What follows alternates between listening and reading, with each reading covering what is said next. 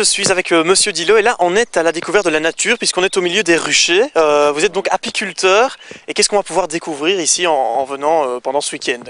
En fait, nous sommes ici dans un rucher. On essaye donc de maintenir une abeille qui est l'abeille locale, l'abeille noire.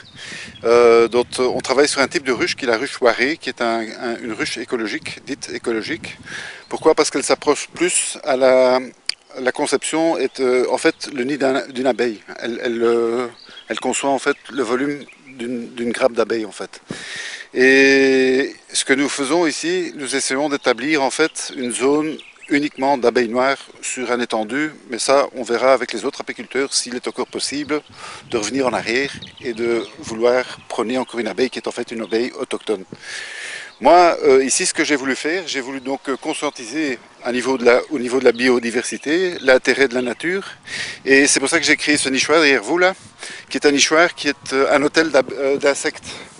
Et j'établis ici plusieurs logements pour des insectes, dont entre autres les bourdons, les sirpes. Et donc, normalement, les coccinelles pourraient se mettre là-dedans. Les papillons pourraient nicher là-dedans. Et ça, c'est pour éventuellement une espèce d'oiseau. Alors ce que j'ai ici, ce sont en fait la renouée du Japon que j'ai coupée en fines lamelles. Vous avez chaque fois une tige creuse. Le but ce serait donc de remplir ceci avec des tiges creuses, dont j'ai tout un sac, de mettre des parties de bois trouées, de faire des pots renversés avec de la paille. Donc ici vous avez un lati, les animaux peuvent monter du sol, on met des pierres en dessous, de la pierrade, tout ça. Et on remet les pots en place, ce qui va loger les perce-oreilles en fait. Donc voilà le nichoir. Au niveau des particularités de ce nichoir? En fait vous avez une conception d'un nichoir comme pour un oiseau, seulement il est fait de bois. Vous avez une partie creuse où j'ai donc rempli des bambous. Donc ce sont en fait même, vous voyez, des pailles, des morceaux de paille que vous utilisez pour le Coca-Cola. Il a été déjà rempli entièrement par des abeilles solitaires, qui en fait operculent chaque petit trou et font en fait une petite nichée de quelques abeilles à l'intérieur de ces couloirs.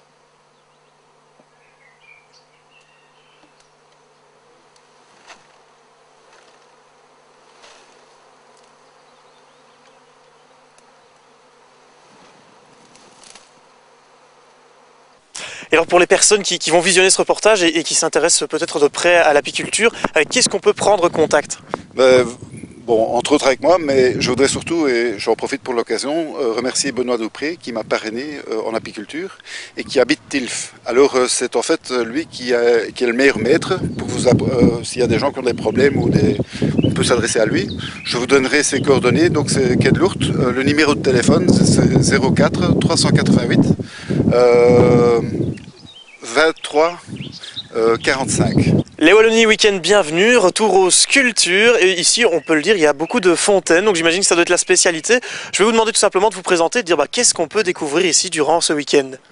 On peut découvrir mon atelier, l'endroit où je travaille, où je vis aussi, le beau cadre, mes voisines, mes vaches, et surtout mes productions, c'est-à-dire pour le principal des fontaines. Alors on voit beaucoup de fontaines, on voit beaucoup d'aménagements dans les jardins. Et là, tout ça, ça se passe dans l'ancienne école communale de Mont. C'est exact, oui. C'est une école qui est restée désaffectée un bon bout de temps, faute de bambins. Et on me l'a proposé en guise d'habitation et surtout d'atelier. À l'époque, je cherchais un atelier. Et je bénis toujours la personne qui m'a aidé à trouver ce lieu où je me sens bien. Alors quels sont les différents styles de fontaines qu'on peut retrouver dans ces sculptures, ou du moins vos inspirations, je veux dire, à la base?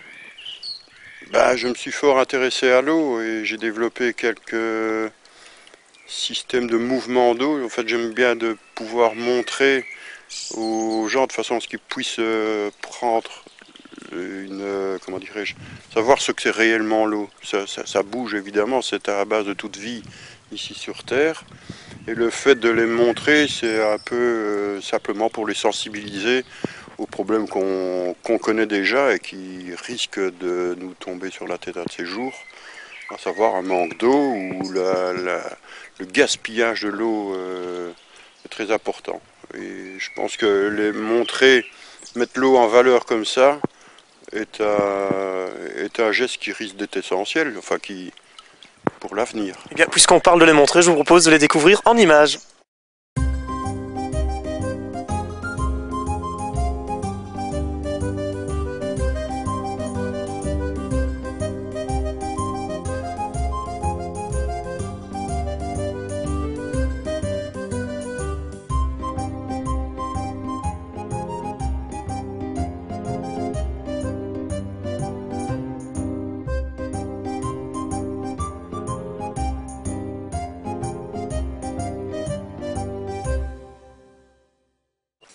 Prochain ambassadeur de notre journée de découverte, c'est Madame Claudine Botson. Alors qu'est-ce qu'on va pouvoir découvrir ici durant ces 2 journées?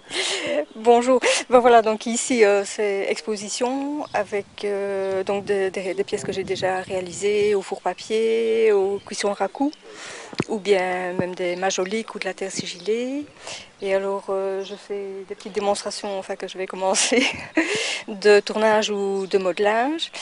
Et alors vous pouvez également découvrir le travail de Pascal Jodon qui expose chez moi également, donc il fait des très beaux sacs. Donc d'une pierre deux coups, on reste dans l'artistique. Voilà. Et alors il y a un deuxième site, c'est à l'entrée de la carrière de Bois d'Antine, où il y a 2 fours papier qui sont en cours pour le moment. Donc là on cuit des pièces anti-réfractaires. Donc le four c'est un peu une forme de tipi, donc il y a d'abord des briques, on pose les pièces dessus et puis on met du bois et puis une douzaine de couches de papier affiche, papier kaolin qui constitue la coque, donc c'est pour ça qu'on dit que c'est un four papier.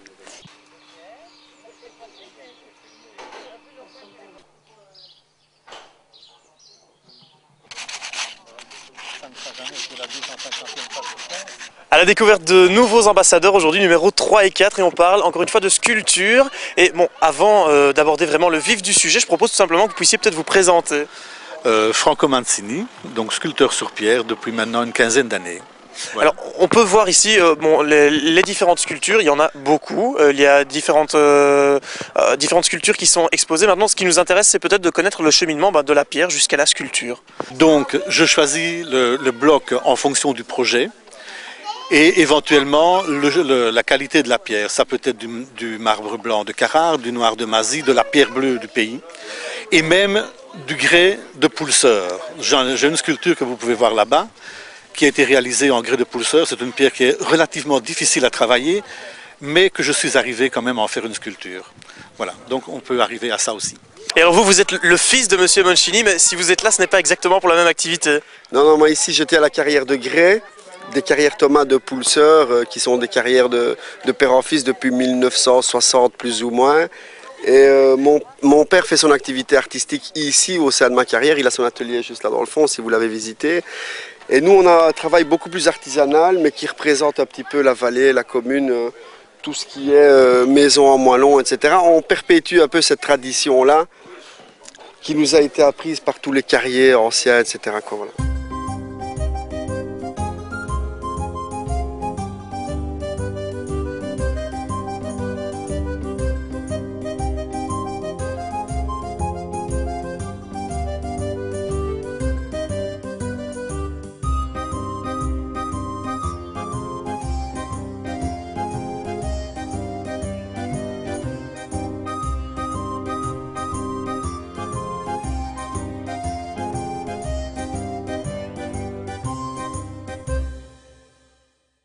Beaucoup de beau monde aujourd'hui dans nos rencontres pour Comblain TV et on va finaliser un petit peu toute cette première journée du week-end Wallonie Bienvenue avec Béa, puisque oui, tu fais partie du team, donc on arrive ici pour clôturer en beauté. Alors, la première chose, c'est voilà, qu'est-ce qu'on a pu découvrir ici et ton bilan pour la première journée? On a pu découvrir des tableaux mis dans la nature. J'avais envie d'exposer dans la nature. Il faisait bon, c'était vraiment une journée idéale. Et il y a eu quand même pas mal de public. J'avais en général 2-3 personnes en même temps, enfin 2-3 séries de personnes en même temps. Et alors dans les visiteurs, c'était principalement des personnes de Comblain ou des personnes qui venaient d'autour pour découvrir? Les personnes qui viennent de partir venaient du Luxembourg. J'ai eu des néerlandophones, j'ai eu des gens du village, j'ai vraiment eu de tous horizons. Et sur cette interview, nous clôturons le Wallonie Week-end Bienvenue, une grande réussite et de grandes aventures pour le team Comblain TV, puisque bon, on a pu aller escalader jusqu'aux carrières, nos caméramans se font piquer par des abeilles et beaucoup d'autres choses. Bon, ça vous ne l'avez pas vu, ça se passe en coulisses.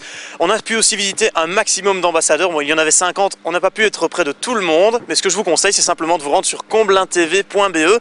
Vous nous faites savoir que vous avez une activité intéressante, on se rendra chez vous pour faire un petit reportage.